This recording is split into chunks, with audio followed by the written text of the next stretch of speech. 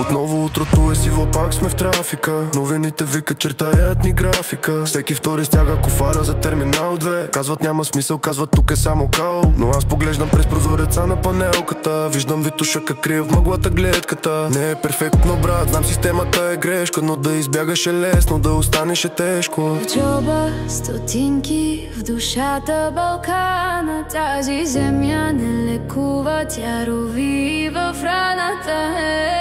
Където и да ходя, сянката ми тук остава. В бетонните градини коренът не се предава.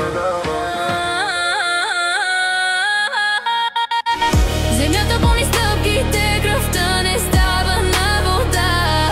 Дори с ребори и лъжи, тук е моята душа.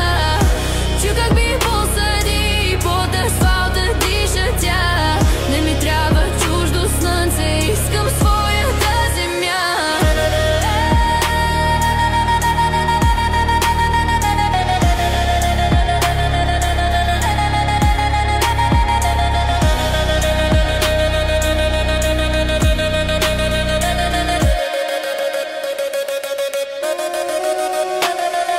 Сменяме каналите, вечно чакаме спасителя. Истината е в ръцете, скрита в тази олеля. Дядо ми е орал земята, аз копая в интернет. Но и двамата се молим за един и същ късмет. Разделени на партии, на леви и на десни. А вечер всички плачем на едни и същи песни. Виж децата долу рита топка в прахоляка. Те са бъдещето, брат, и никой няма да ги чака.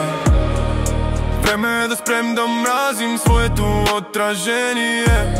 България не е държава, тя е вдъхновение.